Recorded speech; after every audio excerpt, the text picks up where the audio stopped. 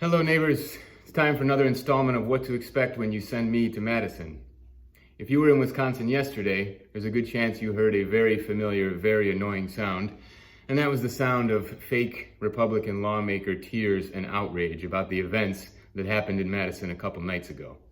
So let's have a pretend press conference, and this, in my opinion, is how the questions about the events that transpired in Madison should be handled by any lawmaker. So the first question would be, what are your thoughts on the events that happened? What happened in Madison was outrageous and unacceptable.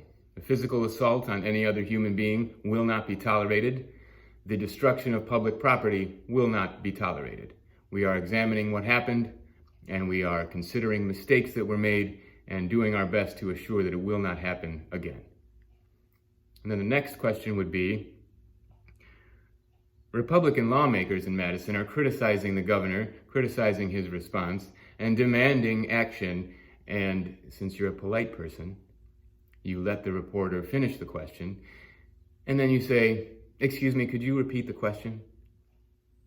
Republican lawmakers are demanding, and that's when you raise your hand and you say,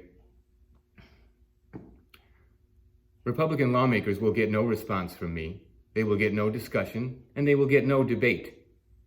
What they can do, because I'm an open-minded person, is they can come over here before me, and much more importantly, before the people of Wisconsin, and start apologizing. Maybe they could start by apologizing for the thousands of people who have died because they refused to take the Medicaid expansion. Parents, grandparents, people of all ages dead because they decided to not take the Medicaid expansion. They could apologize for that. They could come and apologize for turning their backs for so many years on water pollution and air pollution.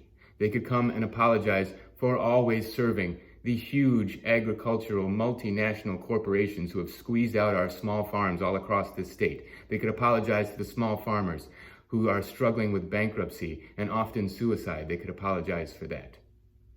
They could apologize for demonizing teachers and hollowing out our public education infrastructure.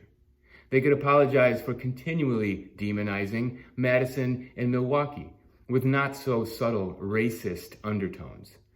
They could come and apologize for continually pushing the rural-urban divide for their own benefit. And they could come and apologize for that time that they took an oath to serve the Wisconsin Constitution and to serve the people of Wisconsin, because that oath is a lie. And so as an open-minded person, if they want to come and apologize, I'll listen. Until then, they can take their crocodile tears about a statue somewhere else. Next question, please.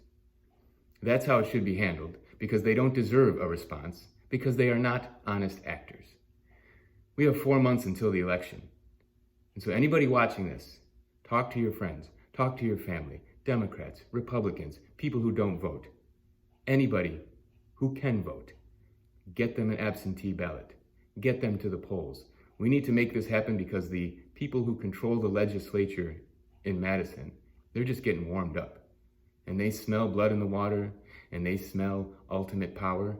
And if that happens, all the problems we face will be exponentially worse. So let's get loud about it, and let's not let that happen. Go to calabreseforwisconsin.com. Let's have a discussion about it. Take care. We'll talk to you next time.